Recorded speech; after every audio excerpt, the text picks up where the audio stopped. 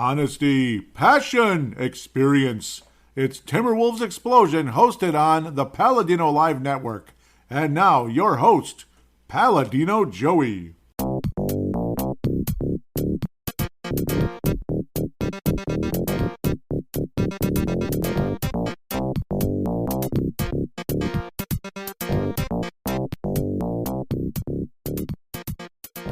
Hello again, Timberwolves fans. Are you ready for the explosion of Timberwolves basketball? I am your host, Paladino Joey, or Joey Awajan. Timberwolves Explosion is available on all of your favorite podcasting apps and the Basketball Podcasting Network. Thank you once and always for having me on board there. Coming in out of Vancouver, British Columbia. Timberwolves Explosion, again, available on all of your favorite podcasting apps. If I just said that, I apologize. It is a great pleasure to be back on board with you once again today. The sun is shining. Got some catfish ready to have for lunch. Can't be better. Well, at least the Wolves won some games. Karl Anthony Tows is back. And the Timberwolves are a 500 club, but Karl Anthony Tows is back. Anthony Edwards should return very shortly, so we'll see.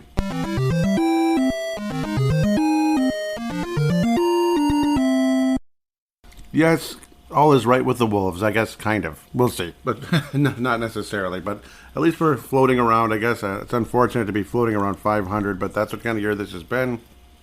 We have a nice, solid point guard in Mike Conley. We have some decent depth, some nice players in the rotation, like Nikhil Alexander-Walker, acquired in that same Conley trade.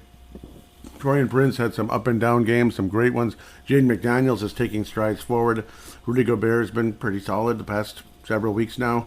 And Anthony Edwards should return, and it looks like Karl Anthony Tows might be willing to adjust one way or another to it. Like, he doesn't really seem to mind who's like the man, who's the leader, so to speak, when it comes to the Timberwolves. So that's a good feeling. At least that's the vibe people are getting, and that's good. So this could be a very fluid situation with Karl Anthony Tows and Anthony Edwards, and in a positive way, not a negative way, a positive way. Fluent could mean anything in times, like, oh, he might come, he might go, but I think Timberwolves could be on to something here. At least I hope so. Long term, short term, well, we're trying to make the playoffs with the upcoming games.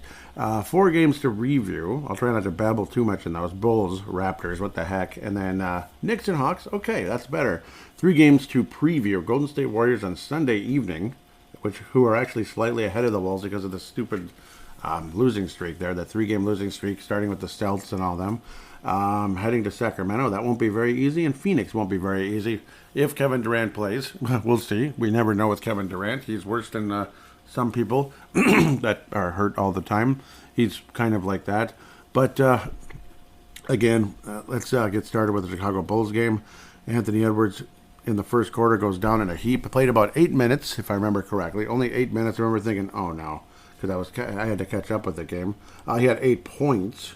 And he played in 8 minutes. Yeah, he was actually very, very efficient. The Wolves probably would have won the game comfortably if this didn't happen. But Anthony Edwards gets tangled up, kind of driving to the basket, maybe looking for an elbow shot or something. Gets tangled up, and it goes down in a heap. And it kind of looked like a high ankle sprain with the way his ankle moved, awkwardly, kind of like sideways, but also forward or backward or whatever the heck you'd say. I guess it's kind of like, yeah, like when your ankle kind of gets stuck on the ground and you keep going forward. That's a high ankle sprain, and they hurt like the dickens, let me tell you. And that's why you saw him go down in the heap. He was not acting, and he was not acting in Milwaukee either, as Milwaukee Bucks fans might have you believe. As again, some of us have had similar injuries where you land on your back really, really, really, really hard. It hurts like the dickens, to say, for lack of a better word. It will create scar tissue unless, by the grace of God, it isn't a real bad bone bruise, or bone and muscle bruise, that type of thing. But it's an incredibly painful. But you can keep going. You can keep going. It just hurts like hell. That's all. It's not like an ankle injury where you cannot keep going. You just cannot. That's like, are you kidding me? Like a really bad ankle injury.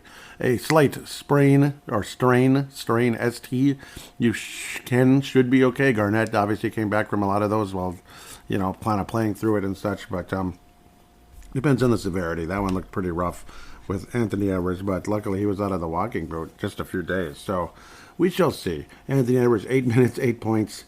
it doesn't get more efficient than that, but unfortunately just wasn't meant to be. Timberwolves losing double overtime to the bleeping Bulls, which was really irritating. Oh, very. Could have gotten a little more help off the bench, I got to think. They shot terribly. Jordan McLaughlin did shoot well, probably should have shot more. 3 of 4, 2 of 3 from downtown, 8 points in 22 or 23 minutes, basically, 4 assists. He was very efficient. Probably should have shot the ball more. Oftentimes he didn't shoot well, but the other point guard was shooting super well, and that's Mike Conley. He was torching the net. 8 of 12 from downtown. I mean, there you go.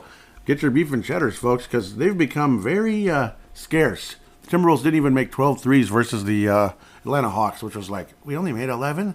Oh, come on. It was like so much for free beef and cheddars, and I didn't get the beef and cheddar after the Bulls game, which is really frustrating. I wish I did now.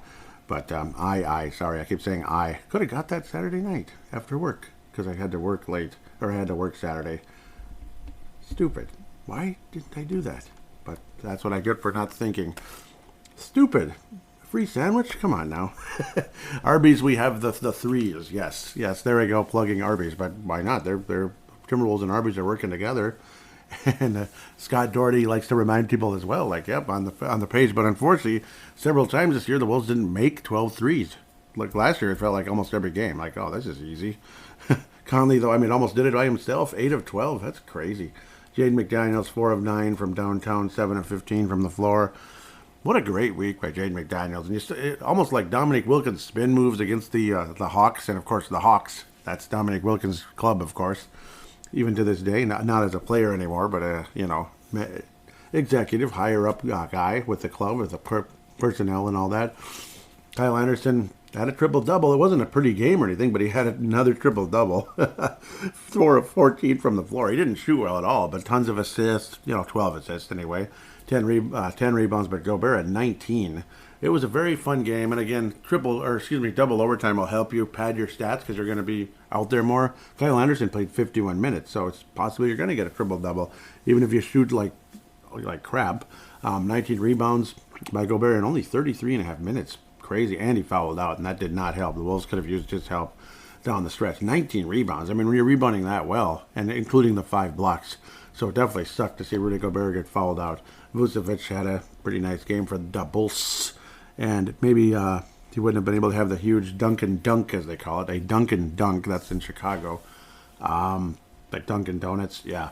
That kind of helped seal the deal versus the Wolves as things unraveled in double overtime. It's bleeping incredible that this team didn't finish the job and win. Terrible turnover by Taurean Prince. I don't know what he was looking for. I don't know if he saw a ghost or what. The ghost of Michael Jordan or something. I don't know. He saw something, but seriously, it was like the stupidest turnover ever. Wolves up by 2 with like less than a shot clock remaining, basically. Well, you get the idea. It was like 16 seconds remaining, and the son of a gun like throws the ball across court to one of the Bulls. It was like, okay, that was great. Just threw it into traffic. Not really sure. I mean, did he see a ghost? Seriously. Was it the ghost of Scottie Pippen? Or was or Dennis Rodman? All 3 of the guys were phenomenal defenders. Jordan, Rodman, Pippen. In the early days, people say Jordan didn't get enough credit for his defense because, well, I mean, he was the most exciting player of all, in the world by the late 80s. So it's like, and then he was Defensive Player of the Year in 88. So that was like, you could argue his best overall season as a player, like a young stud in the NBA in 1988. He being Michael Jordan, who built United Center. The other guys helped, no doubt, but Michael Jordan ultimately built it. He built the Hornets, too. It took them from, 100, this is like all over Facebook and social media now. Michael bought the Charlotte Bobcats for $175 million.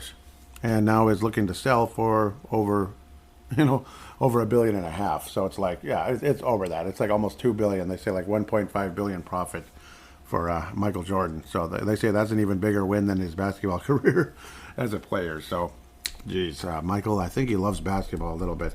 But it'd be kind of sad to see him go, but the Hornets haven't exactly had a whole lot of success. It's just, the product value went way the bleep up, the property or whatever you'd call it. Would have been really wise to buy into the Timberwolves like 20 years ago or something, and even 10 years ago when Flip was buying in. and all that, and told Glenn Taylor to stick around because the value was about to explode because he knew of the new contract deal. Flip worked with ESPN. There I go, tailing off into who knows where, and I apologize, but it is all NBA and basketball related, so na boo-boo. Torian Prince, again, 2 turnovers in the game, but that second turnover was like, what the hell are you doing? That cost the Wolves the game. It cost the Wolves the game. We had the ball with 16 seconds left, up by 2. I mean, seriously, what more can you say? That cost the Wolves the game.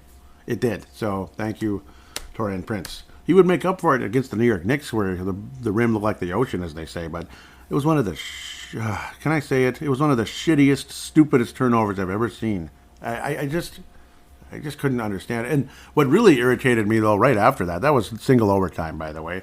What really irritated me after that, Zach LaVine had the nerve to bitch at the ref after making the layup. Like, where's the foul? Ah, shut up. You just got a gift right in your lap. Shut up. Seriously. That's the worst part of the NBA. Yep, and then Vucevic, yeah, that finishing touch. Could have used Rudy Gobert there. Unfortunately, we had, I don't know, people. We had people that weren't up to the challenge as Vucevic just took the ball to the rim. Okay, Zach LaVine, I got something for you here. Just drop dead, shut up, and get out of my face. Shut up! That's what the ref should have told Zach LaVine. Anyhow, the Wolves lost, and I was pissed off. Again, Jaden McDaniels, 25 points, 4 assists, 6 rebounds. Just, love what he did this past week. And you can kind of guess what I'm hinting at for the later stages of this segment. 122-107, this was not your feature presentation at all. This was absolutely not a feature presentation. It was the feature poop fest. 122-107. The Wolves were in the game for a while, and then it just like snowballed into like, what is this? Like, what's happening here? This sucks. It was like it was depressing. Can I just say that? It was depressing. It was very sad. 122-107 game. The Timberwolves kind of sort of hung in there, like a little bit. And when you look at the 4-quarter scores, so to speak, it doesn't look like the Wolves fell behind by as much as they did. But it was just like increments. Toronto just kept kind of pulling away. Then we'd kind of hang in a little bit, but they'd pull away again. It just felt like the Wolves never really had a chance to win this game, which was really annoying. Will Barton, my God, how many teams has he been on? This must be his 9th team or something. Remember, he was part of the infamous David Kahn trade down, get a little bit of cash, get the invisible bag over there. Yeah, I still have the bag. It's empty, but because it was from the 2021 draft, where we kept where David Kahn. Yep, see, we had this bag. David Kahn, gave it to us because he had no use for it anymore.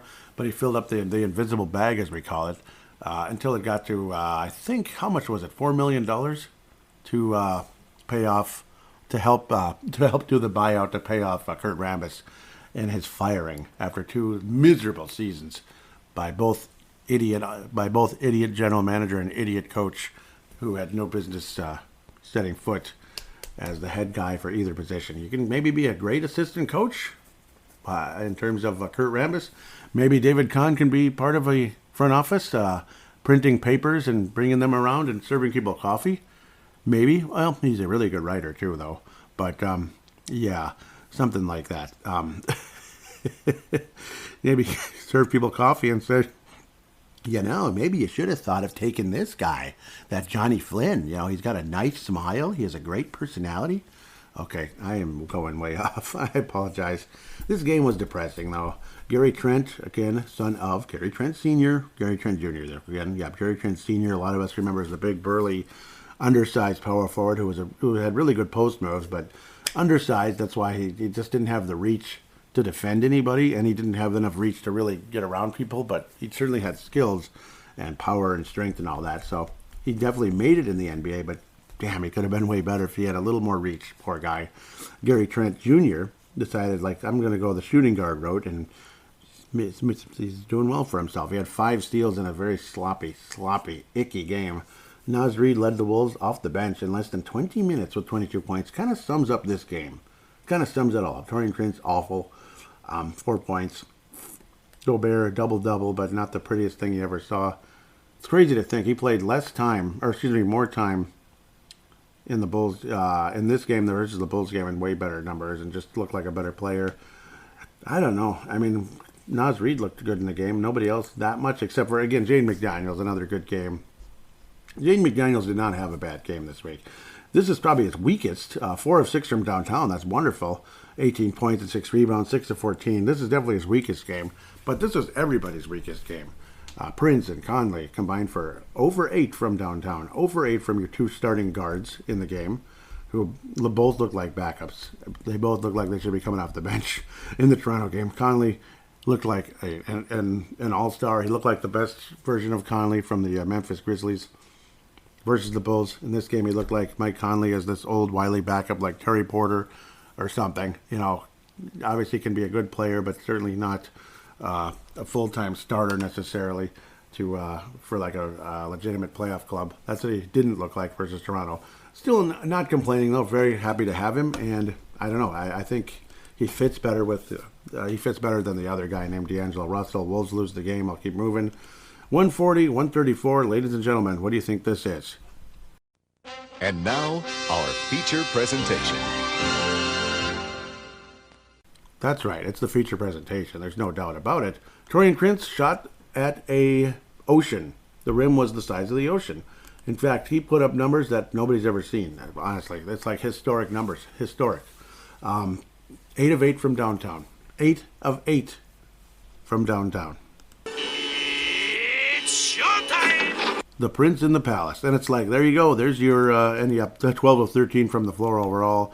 There's your Lone Wolf Award.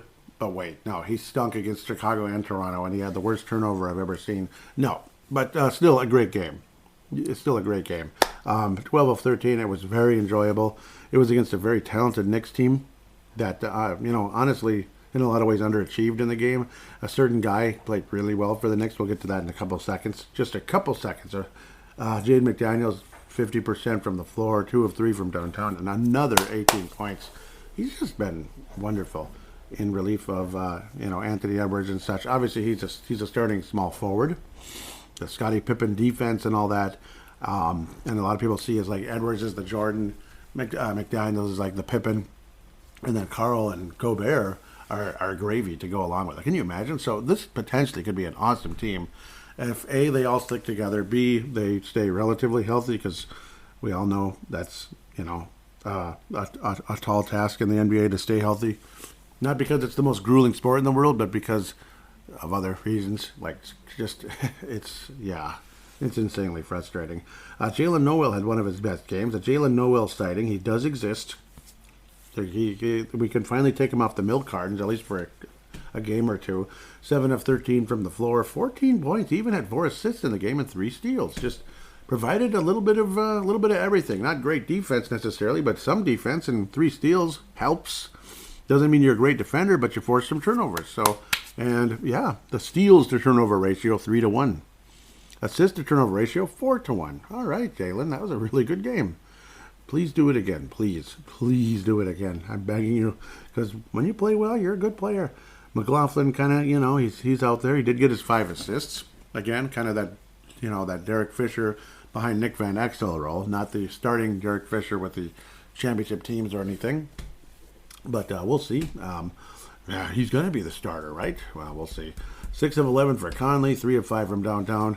Was that? Yeah, I forget. This wasn't a beef and... Oh, yes, this was a beef and cheddar game. Yep, 14 threes. I didn't even look if it was a beef and cheddar game versus the Toronto Raptors. Was it? It couldn't have been, right? We shot like crap. I mean, everything sucked. It was a terrible game. The score doesn't reflect how an awful game that was. We just looked like crap. And yes, we didn't have Anthony Edwards or Karl Anthony Tows. I know. It does count. It does mean something. The Wolves made 5 threes. 5. Yeah, I don't think they made it. 5 threes. 4 of them by Jaden McDaniels. 5 threes. Whoo, boy, oh boy. And, I mean, a lot of you would gag at the thought of, oh my God, 5 of 12 from 3-point range, like that was games sometimes, and nowadays that's players. That's like a small forward or shooting guard on a team.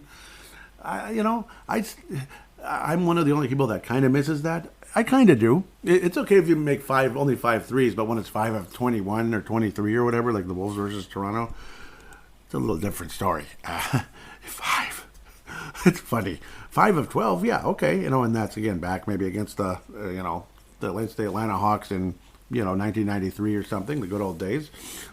But, I don't know.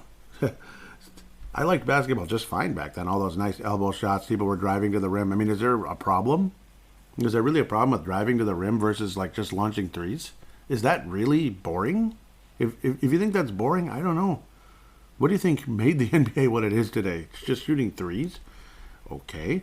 Julius Randle, 57 points. He did everything. Everything. Elbow shots, rim-rocking jams, and made from the outside. He's averaging 25 points a game this year, but 57 for the son of a gun in Madison Square Garden. And right around the same time that Willis Reed passed away, another NBA legend. Another NBA legend from back in the good old days. The New York Knicks, very rare championships.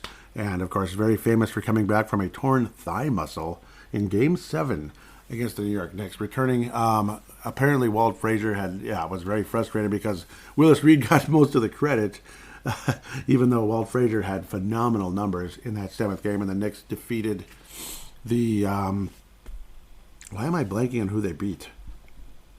Doggone it. I have to look at it. Oops, I'm bumping everything here. Of course, it was against the LA Lakers. Vince Germano's LA Lakers before either of us were born, 1970. Yeah, that was obviously, a great series that went to the 7th game. It didn't help that Willis Reed had the terrible injury. It helped the Lakers get get things to a 7th game, but ultimately the Knicks would win it all. Apparently, the Knicks also beat the Lakers. Yeah, it was New York, LA, 1973 also. So. Yeah, Will Chamberlain, they beat them and all that. So Willis Reed, again, passed away this past week. And obviously all the respect in the world. It was a great return. And it's interesting how Karl came back, but definitely not nowhere near the circumstances. Didn't come back from a terrible injury in just a few days. To help the New York Knicks win an NBA championship and bring up everybody's spirits, because a lot of people thought maybe the Lakers were going to win that thing without Willis Reed. But Willis Reed obviously came in and did help. Walt Frazier was outstanding. New York Knicks took care of LA pretty good in that 7th game.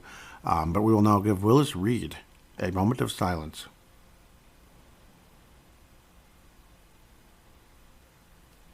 God bless Willis Reed and those two awesome New York Knicks teams, and obviously his family, of course.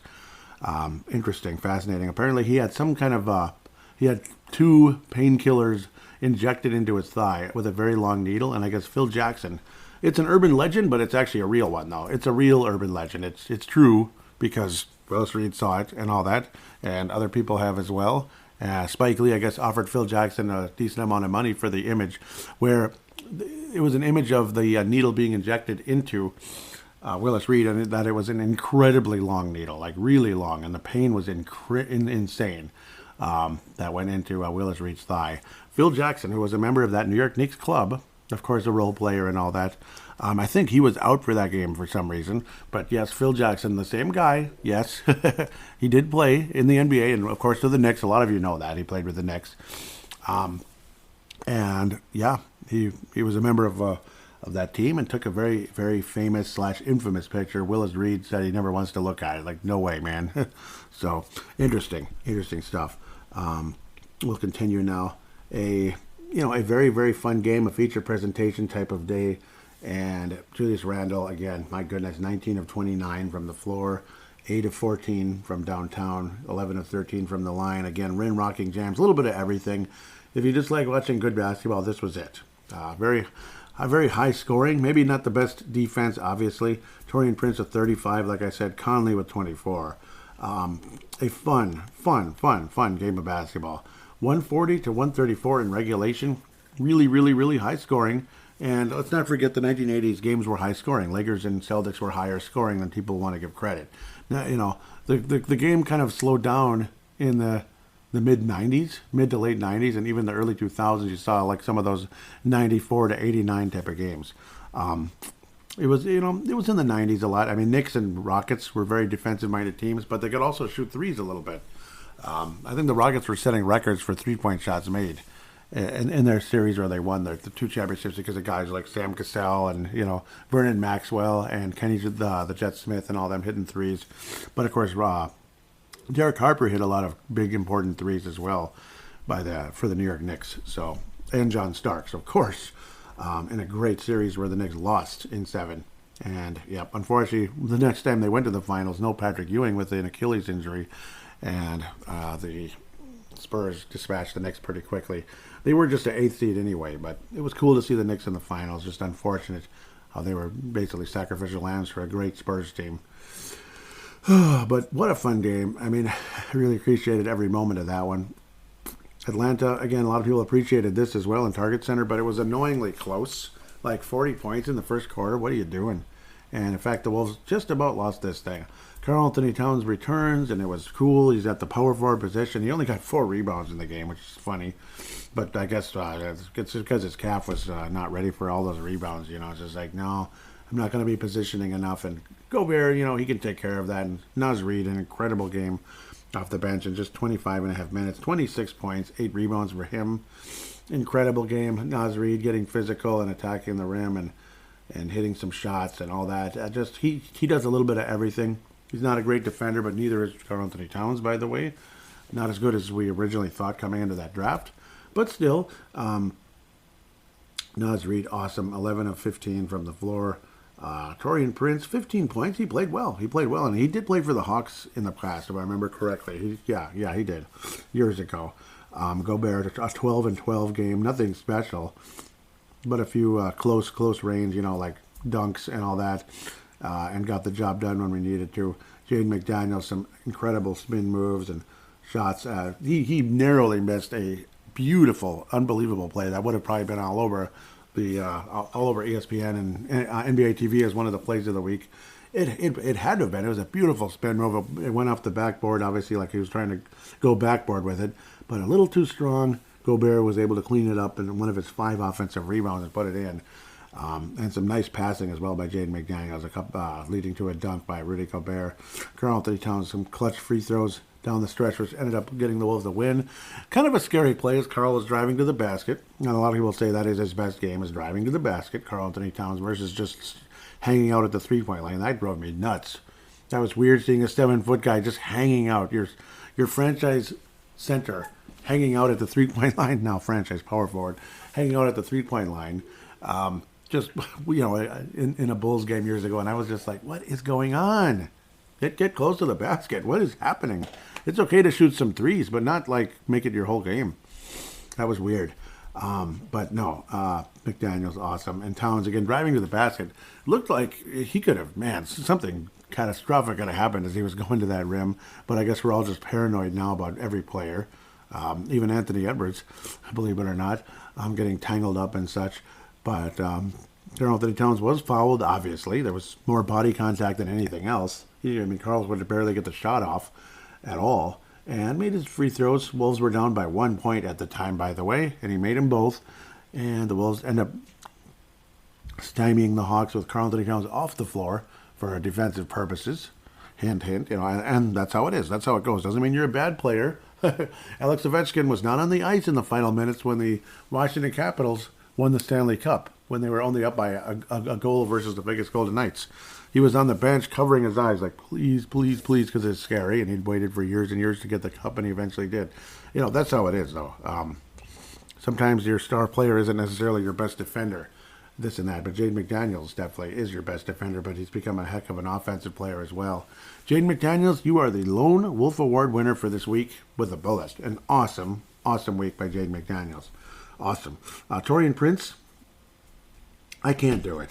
I can't do it. I can't. I refuse. I wanted to give it to him, but he shot like the ocean. He had a performance against the Bulls like you just don't see. Or Knicks, excuse me. Not the Bulls. That was the one that would have got him for sure. But the first 2 games, Taurean Prince was a dead runner for the Johnny Flynn Memorial. I think Walker might have to go back-to-back. He didn't have a good week again. Kind of, not really, and that's Nickeil Alexander-Walker. And he's my guy, dang it. but he didn't have a great week. Hopefully he steps up and gets better. I mean, maybe we could have used his help here with the Anthony Edwards injury. Kyle Anderson's been all over. He's been playing shooting guard. It's weird seeing him there, bringing the ball up the court, even though he certainly has the ability to do so. It just looks funny seeing him in the backcourt like all the time rather than some of the time. More like a point forward type of guy. But 7 assists in the game. Slow-mo is definitely slow-mo, but he'll lull people to sleep and make nice passes and then little floaters and such. Great game by him as well. Playing shooting guard, kind of funny. Conley, solid 13.6 assist performance. Nothing great, but again, just makes smart plays and doesn't get you killed. 0 turnovers in the game, so doesn't get better than that. 6-0. So Jaden McDaniels 4-0 in the turnover ratio, but 11 threes made. 11 threes made. Come on, Walker. That's another reason, right? Only 1 of 2. Okay, that's okay. We didn't really attempt a whole lot in this game, did we? 26. That's not that small, but it's not that much either. So, again, the Wolves finished 500 this week. Hopefully we can go above that, but it's going to be challenging. It's going to be very challenging in the upcoming 3 games that we're going to be talking about with the Golden State Warriors. It's a road trip. Golden State Warriors out west here. Golden State Warriors, Sacramento Kings, and then Phoenix. But a couple games off since, 3 days off, Thursday, Friday, Saturday, all off, which I could say the same, but it feels like it's the dead opposite, if you know what I mean. It is, unfortunately. But, and doing this show is a day off, frankly, even though I'm working today shortly. It feels like a day off because I love it so much. With that, we'll take a quick break and look at those 3 games. Of course, you heard from DraftKings as well.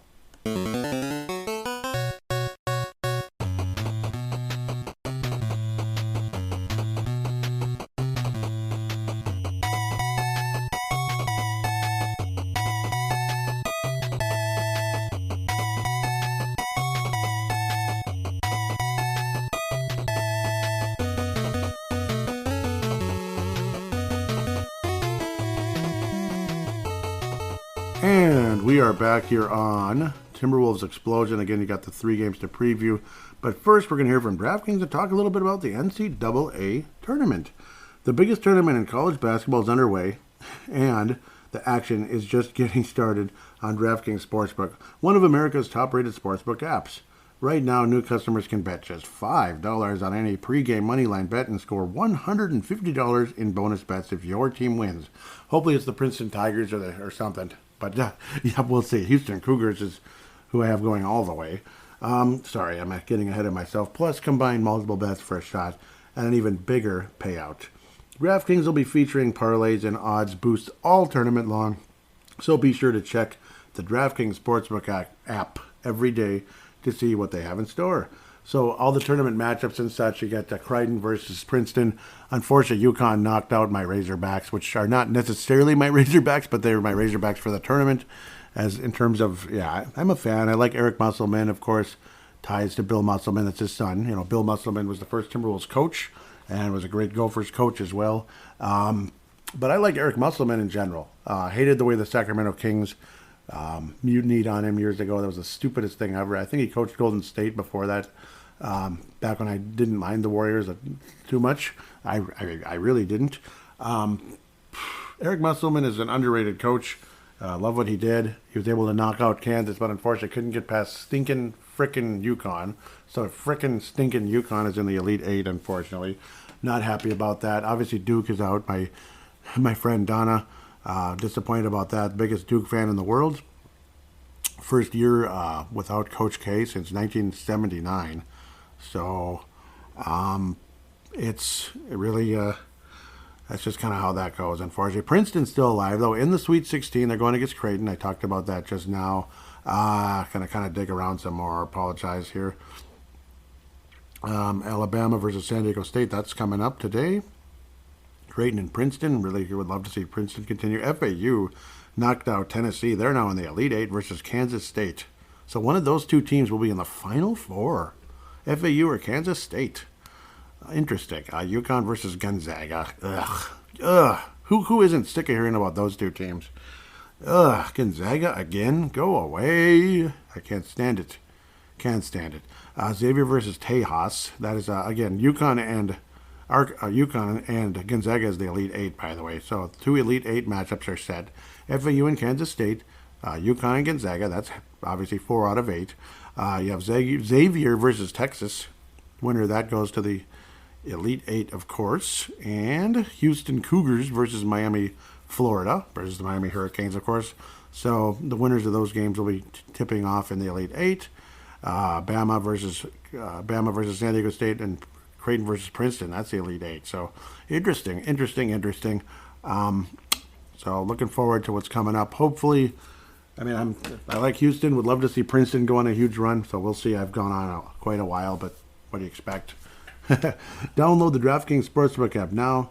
Sign up with code XXX. It is not X-rated movie related. It is just a code because it's for every network that everybody has, rather than THPN or TBPN, the Basketball Podcast Network. It's for every network. So it's code XXX, because what's the main attraction right now for DraftKings Sportsbook app? The NCAA tournament. So common sense, right? Right now, new customers can bet $5 on any pregame moneyline bet and get $150 in bonus bets if your team wins, only at DraftKings Sportsbook with code XXX. Minimum age and eligibility restrictions apply. See show notes for details. Alrighty, so the Wolves play the frickin' Warriors again. This one is in Chase Center. I'm so used to saying Oracle Arena.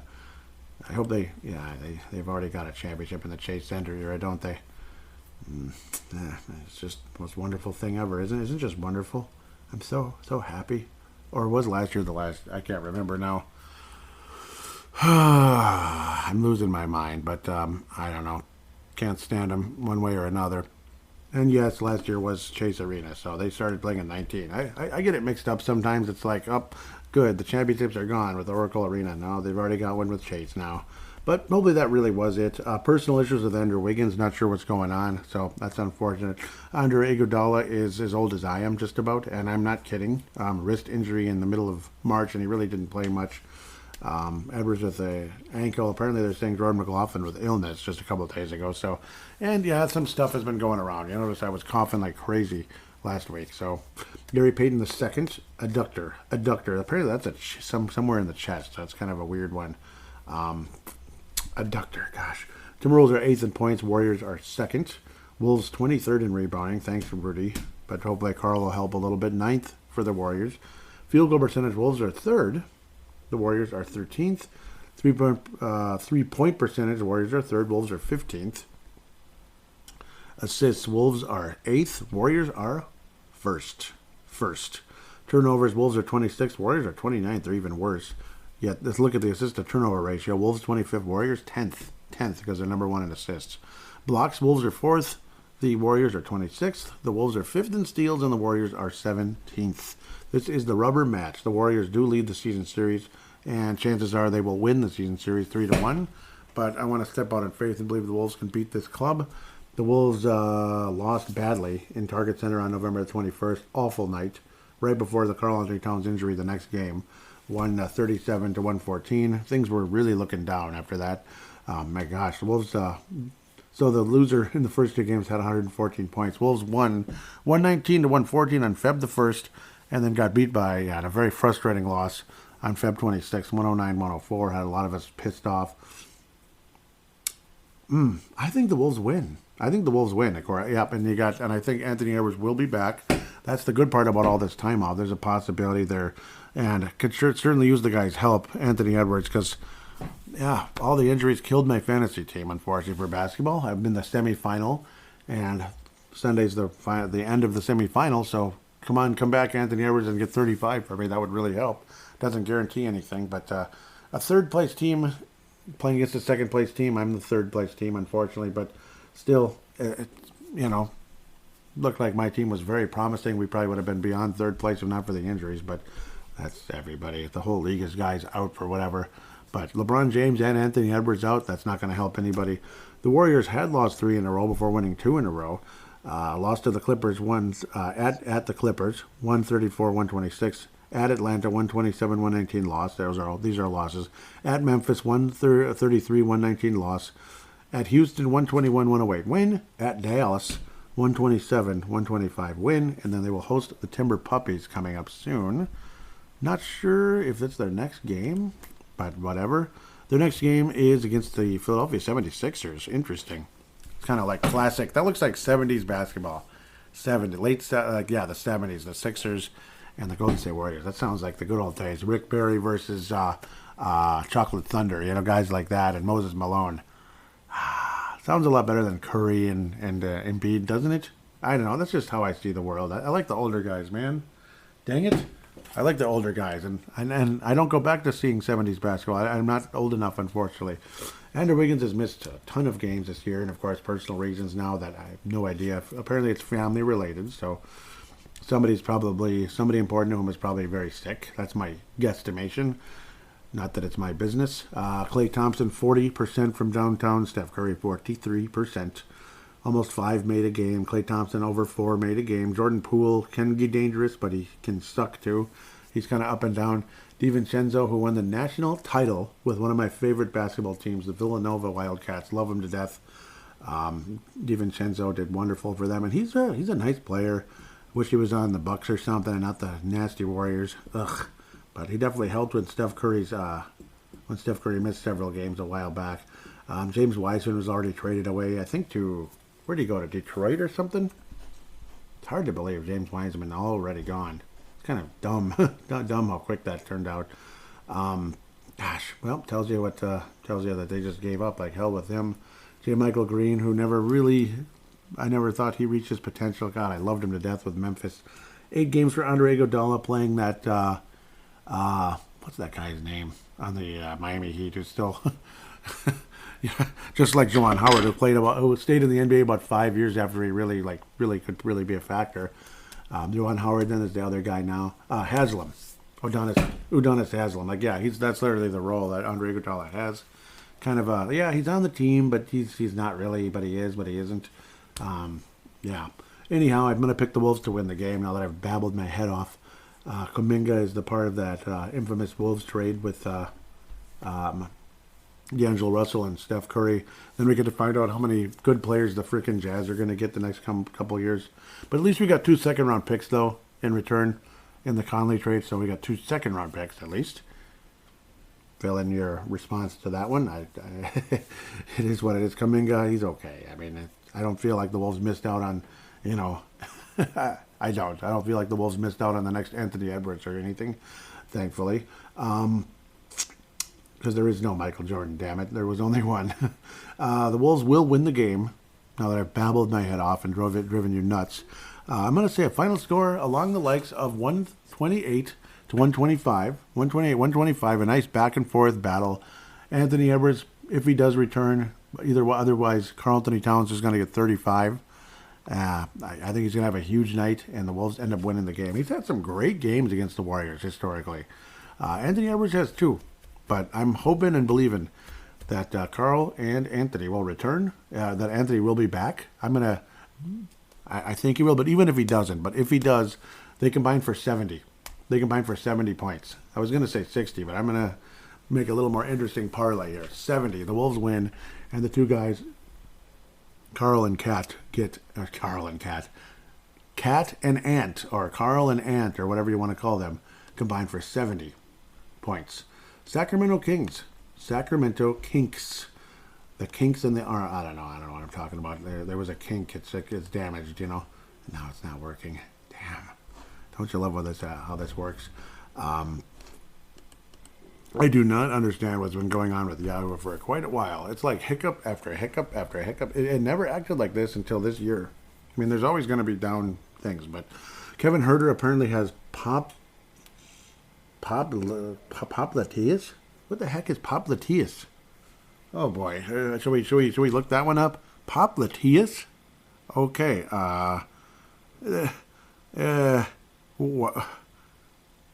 Popliteus. Wow. Popliteal, relating to in the hollow in the back of the knee. So it's something in the back of the knee. Interesting. Popliteus. Let's see if I still haven't even put it all correctly out yet. Okay, popliteus. Yeah, it's related to the knee, despite its, okay, this is Google, I guess. Despite its small size, the popliteus is a major stabilizing muscle of the knee. The popliteus is involved in both the closed chain phase and open chain phase of the gait cycle. All right. During the closed chain phase, which is when the foot is in contact with the ground, the muscle externally rotates the femur on the tibia. Interesting. And yeah, I mean, something like that would probably hurt like hell, I'm sure, if it's messed up. So hopefully, Kevin Herter, you recover from an injury to the popliteus. So that is an actual muscle. Okay, learn something new. Learn something new on Timberwolves Explosion. Timberwolves lead this series. Unfortunately, I can see the Kings, so it's going to be one way or another. I think the Wolves split in the Northern Cal, duo here. One way or another, maybe the Wolves win this series 3-1. I got a feeling it's going to be 2 splits. I think the Kings beat the Wolves, and the Wolves beat the Warriors, so I'll probably have it backwards. These are back-to-back, unfortunately. That's just really annoying. You get all these days off, and then you got to play Sunday and Monday, the 27th. Happy birthday, Paul Caniff, turning 43. Oof. Yep. Born in 1980. Sacramento Kings, opposite effect here. They won 3 in a row after the Warriors lost 3 in a row. So this is literally reciprocals here. So it's going to be split. There's no doubt. Sacramento had won 3 in a row and has lost 2 in a row. 117-114 win at Chicago. 101-96 win at Brooklyn. Wow, those are pretty impressive, actually. 132-118 win at Washington. 128 loss at Utah. And then got demolished at home versus the Boston Celtics. 132-109. Demolished. So if somehow Sacramento gets to the final and plays Boston, I think their chances are slim to none. Unfortunately, Sacramento is the best offensive team in the league. Number 1, 22 in rebounds, 2nd in field goal percentage, 8th in 3 points, 3rd in assists, 16th in turnovers, 4th in assist to turnover ratio, 29th in blocks, 22nd in steals. The Wolves won 117-110 versus Sacramento in Target Center on the 28th of January. A couple of days later, Sacramento beat the Wolves 118-111. Again, both in Target Center. So, and then in Sacramento, a very impressive 138-134 win on March the 4th. It was a Saturday. Unfortunately, I do see this being a loss. So it's going to be a split one way or another. Maybe the Wolves end up winning this series. I don't know. Lose to the Warriors. I don't know. But we'll see. Either way, I see it as a split. Sacramento will win the basketball game. Final score 124 to 118. Another one of those weird nights. Hard to say what's going to happen. Jaden McDaniels at 25. 25 with Jaden McDaniels, but the Wolves lose, unfortunately, to Sac, though. Hopefully this thing isn't hiccuping again. Get this Phoenix thing open before it does. Phoenix Suns, will Kevin Durant play? Will he play? Who knows? He has an ankle injury as of March the 8th. Gosh. Anthony Edwards, who's going to come back first? Anthony Edwards, who got hurt on the 17th, and it looked like it was very painful, or Kevin Durant, who's hurt every 5 minutes and gets paid $1 billion a year, basically. 18th in points for Phoenix, 10th in rebounds, 21st in field goal percentage, 5th in three-point percentage, 4th in assists, 13th in in turnovers, 4th in assist to turnover ratio, 10th in blocks, 12th in steals. The Suns lead the series 2-1. Suns beat Minnesota 116-107. Beat Minnesota 129. Okay, the first one was in Phoenix on November the 1st. Next one was in Target Center, November the 9th, 129-117. Beat us pretty bad, made us look icky. Fairly impressive January 13th win, 121-116. Obviously, no Karl Anthony Tows there. Win in Target Center. This one is in the Valley of the Sun, or whatever their frickin' building is. Footprint Center. Footprint Center, huh? Okay. Nice. Phoenix is 1-4 in their last 5. They have been sucking. So, great chance for the Wolves to make some strides forward. Hopefully the Wolves do that. The Phoenix frauds, I guess. I don't know. But they're either going to go all the way or be out in the first round. That's kind of what it is with Phoenix. The Phoenix all or nothings. That's basically what they are right now. At Golden State, 123-112 loss. Hosting Milwaukee 116-104 loss. Hosting the Magic 116-113 win. At Oklahoma City 124-120 loss. at Los Angeles Lakerland, who are playing better, and they're breathing down the Wolves' neck. In fact, they're like half a game behind us. 122-111 loss at Los Angeles. That was, see what I did there? Again, Kevin Durant plays. I think Phoenix wins comfortably, unfortunately, because things are of the essence. He's played 3 freaking games for the Suns so far, but averaged almost 27 points. Devin Booker is a thorn in everyone's side, and he's a jackass. He's a jackass. He talks a lot. He really does. Chris Paul's a jackass too, but I don't know. He's not as bad as Devin Booker necessarily. He's a little more mature. Josh Okogie's been, he's played in 62 games. Good for him. He stayed healthy and averaging about the 7 points he averaged here when he had significant time. Terrence Ross, who can go off at times. I don't know, but we'll get off of him.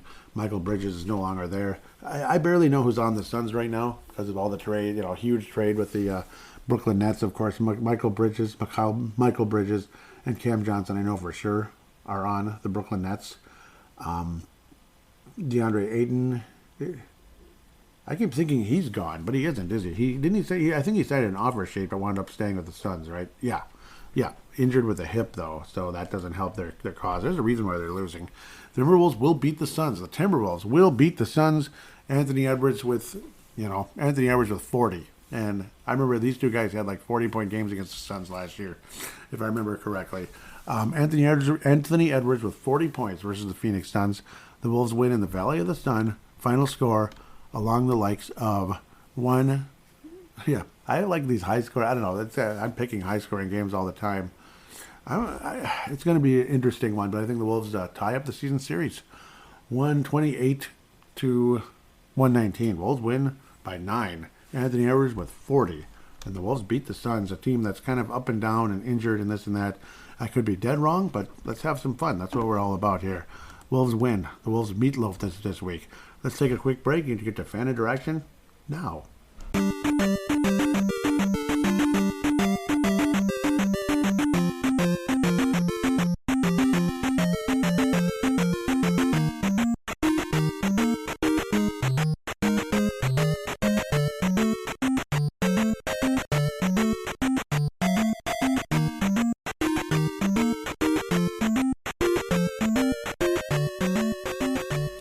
We are back here on Timberwolves Explosion, segment number 3, fan interaction segment, and you'll notice that song that is played every time we're going into fan interaction.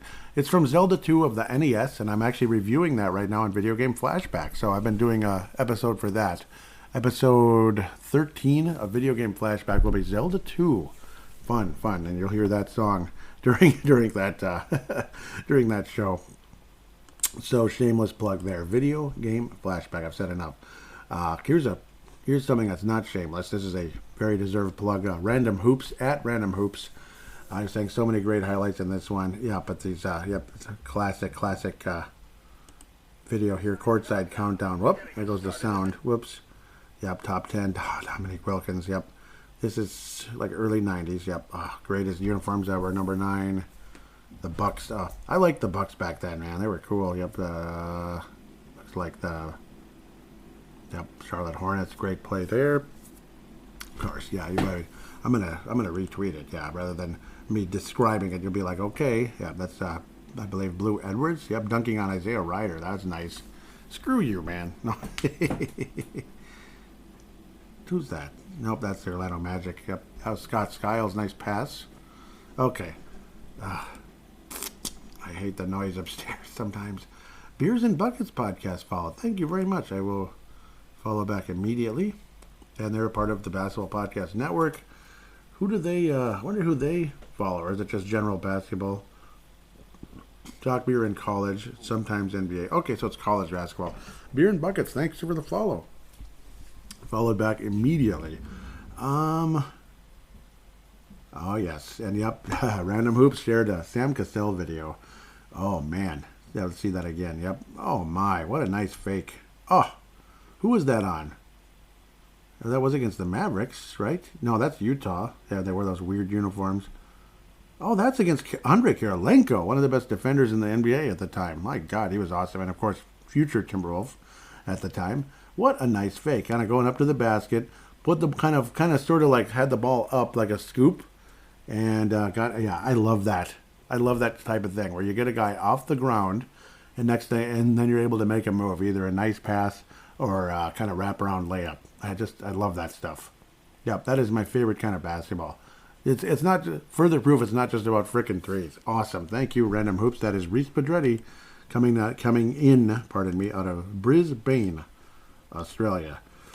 So looks like there was a couple replies.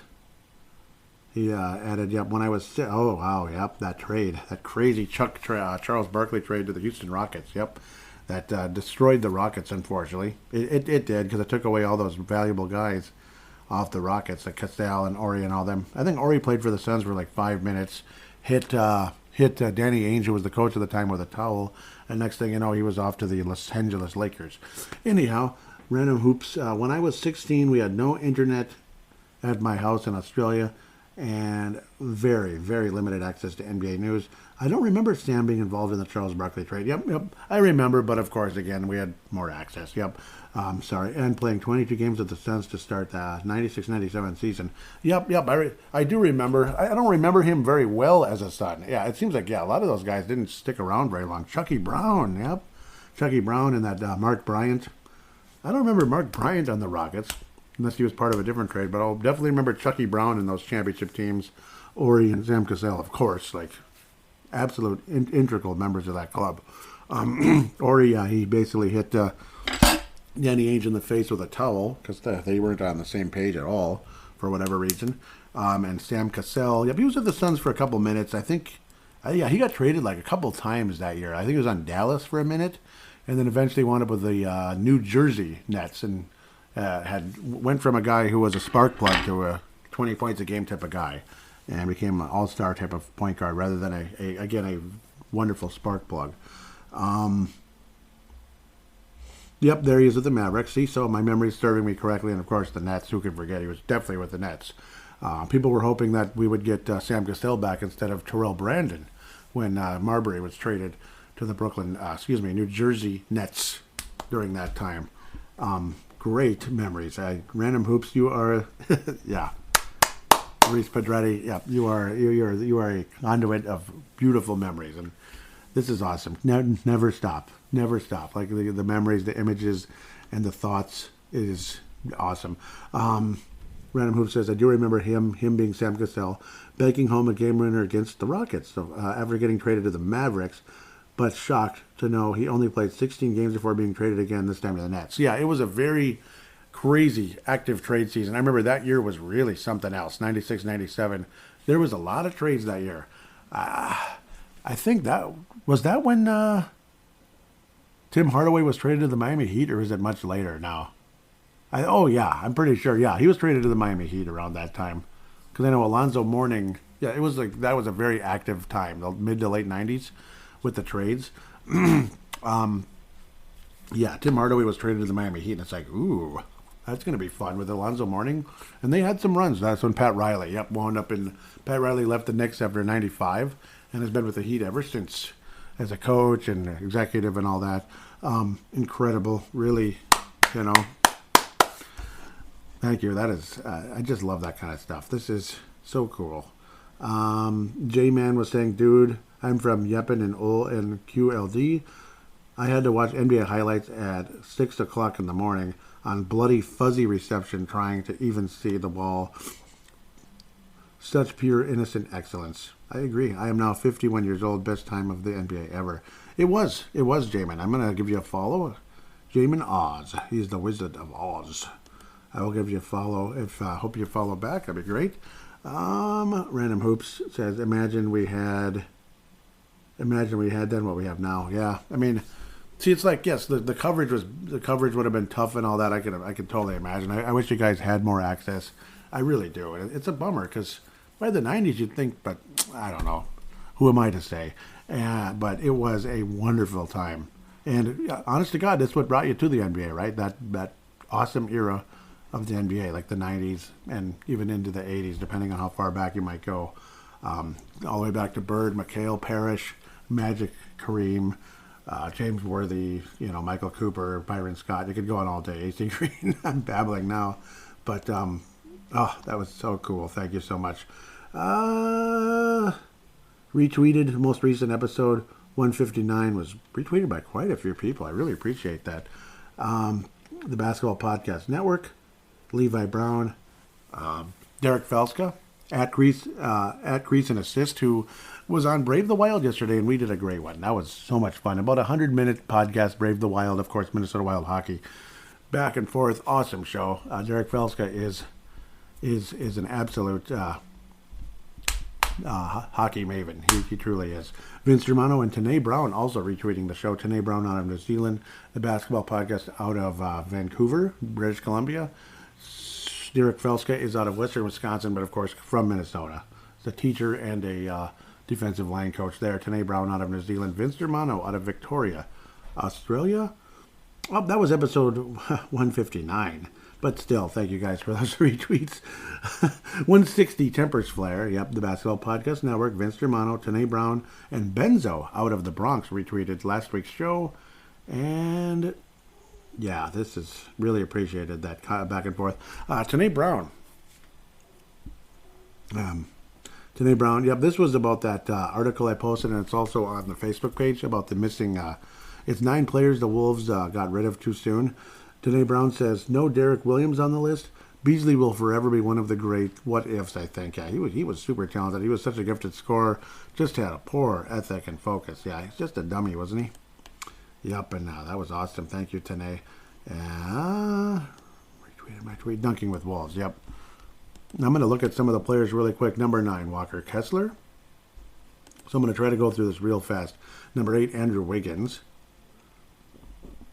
Number 7, Daniel Marshall. Yeah, because he definitely got better. It took a little while, but he got better. Number 6, Lauri Markkanen. Yep, that awful Butler trade and what took place. Sorry, I'm choking here. That was really something, though. Yeah, I mean, Lauri Markkanen, what a stud he became with Utah. Not with Chicago, but Utah. Whew. He was an all-star and a legitimate one. That we got rid of Kevin Love too soon, I guess. I mean, if you say Andrew Wiggins, I guess. But, yeah, I mean, I don't know. That whole thing was kind of a tough one. But, yeah, I actually don't disagree with either one of those. Jimmy Butler? Come on. You know, I mean, what were we supposed to do? What were we supposed to do? Keep him here when he was just tearing the place apart? What do you mean? This is Brett Studer. Great article, but I don't know about Jimmy Butler. There's a certain player missing, at least I think there is. Number 3, Kevin Garnett. Well, yeah. I mean, he was here till he was about 30. But again, what were we supposed to do? We were kind of in a cap crunch.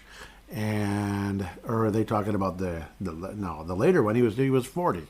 But what were we supposed to do when the team wasn't winning? We were in a cap crunch.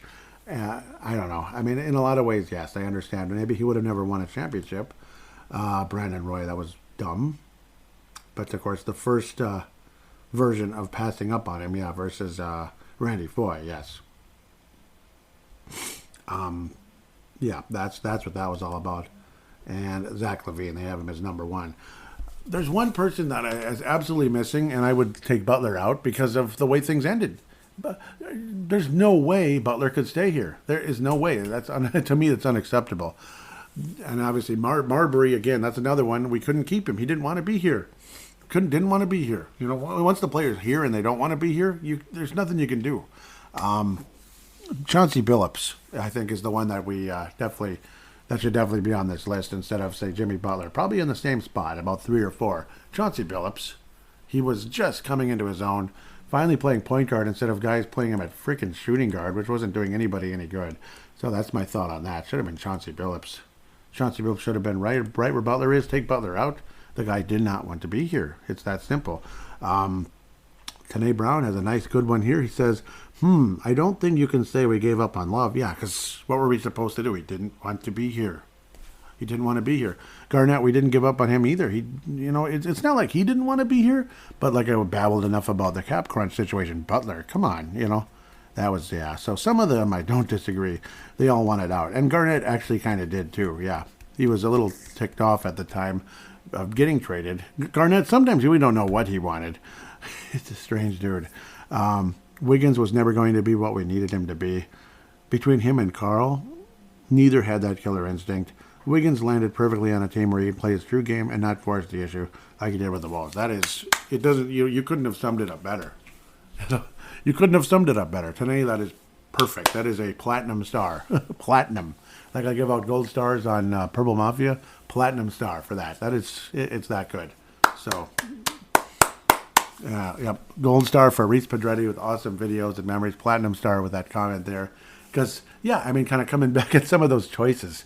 Some of them, it's like, what can you do? I mean, there's other players we could have came up with that were not like the big highlight names like Jimmy Butler. Jimmy Butler, Jimmy Butler would have set fire to Target Center if we kept him another month. Kevin Garnett, it was, what were you going to do? We were stuck. Love would have set fire to Target Center probably in the next couple months. But Butler absolutely would have. A lot of fans might say, well, we could get a new building anyway. No, I'm kidding, but you don't want to go about it doing that. That was, but what a great comment. Yeah, I mean, Wiggins, exactly. Most of those choices weren't good. I can't believe he left Chauncey Billups out. See, Levine, of course you understand. It was a dumb trade. And Lauri Markkanen, great choice. Because, again, great choice. Because look what he turned out to be. It took a while, but it turned out to be awesome. Daniel Marshall, I can see that. He got really good later on with Cleveland and, I think it was Cleveland, right? Cleveland and Toronto. If I remember right. Toronto was later, but yeah, he became a hell of a player, actually. Daniel Marshall. It just took a while. Chauncey Billups, huge one for me. Huge. William Avery, not, obviously. Marbury, again, same thing. Same reason for Butler. That same reason you left Marbury out, you should not have had Butler in there, and probably not Garnett and Love. So, again, yeah, great thoughts. Chauncey Billups for sure would be in there, though, if I could add at least one. I'm obsessed with that one because what a nice player he really was and what he became. And you could see it. You could see it if you really kind of paid attention to when Terrell Brandon got hurt and the Wolves, because Brandon actually never played another game. He had, microfracture in his knee, microfracture surgery type of deal, Terrell Brandon. And then ultimately we ended up trading his contract to get Latrell Sprewell. Who would you rather have had? 1 year of Latrell Sprewell being normal, kind of normal, taking some crazy shots and stuff, and fouling on 3-point shots on occasion, which led Marcus to explosions. One of the reasons why this show's named Timberwolves Explosion. Yeah, me too. Cursing and screaming. And then the next year becoming absolutely nuts and saying $21 million is not enough to feed his family. $21 million, not enough. And this is 20 years ago, folks. Yeah. Or Chauncey Billups, who ended up having a hell of a career after that.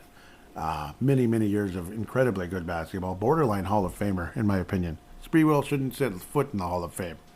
He shouldn't. So, unless it's just the 2x4 he tried to hit somebody with. What else? But yeah, I mean, there's some other names, like obviously not Doug West. It was kind of unfortunate. It's just a sad situation there.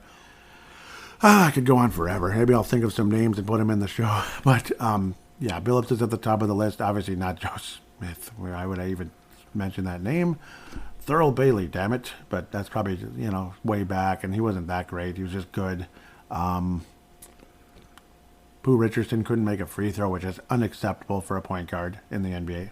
Unacceptable. 55%? That's just ridiculous. So, I mean, you have the ball all the time, so you're going to shoot a lot of free throws. It's just the name of the game. Point guards got to make free throws, folks. At least like 80%, not 55%. That's why Pooh Richardson had a short career, because it's unacceptable. That's the only word to describe it. Sorry I'm babbling, but I wish I could come up with more players. I know there are more, several more. Marcus would have said that, was it Chris Smith, I think was his name? Or was it Chris Johnson, I think it was. That's who it was. That nice, but yeah, unfortunately he never really played after that. But maybe I'll come up with some other names if they come in my head in the future. Obviously, that kind of article is a lot of fun because it generates a ton of thought and debate and all that. So that was awesome. With that said, thank you, Tanae. Thank you, Reese Pedretti, Vince Germano. Awesome, thank you for the retweets and hope to hear from you more and more often. I know you're a busy guy. Danae's a busy guy. Reese is. We're all busy. I'm busy. You know, we're all hardworking sons of guns, trying to get by and doing our best and all that. So hope all of you have a wonderful week. Hope to hear from Benzo, of course, coming in from the Bronx. Awesome, dude. Awesome. Hope to hear from you guys more and more and more. And we shall talk to you in a week. And hopefully this Timberwolves club can push closer and closer to the playoffs and not just the play-in.